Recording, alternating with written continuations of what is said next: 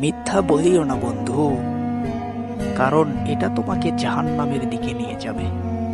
রাসূল সাল্লাল্লাহু আলাইহি ওয়াসাল্লাম মিরাজ থেকে এসে বলেছেন, আমি যখন জাহান্নাম ভ্রমণ করছিলাম তখন আমি দেখেছি একদল লোক তাদের কলসি ছিঁড়ে ফেলা হচ্ছে।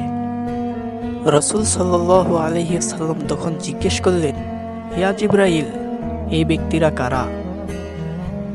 তখন জিবরাইল আমিন বললেন, ইয়া রাসূলুল্লাহ, এই ব্যক্তিগুলা আপনার উম্মতদের ভিতরে ওই সকল ব্যক্তি যারা কথায় কথায় মিথ্যা বলে, যারা মিথ্যা কসম কাটে।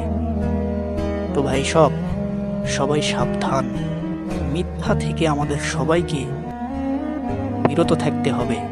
আল্লাহ পাক আমাদের বোঝার তৌফিক দান করুন।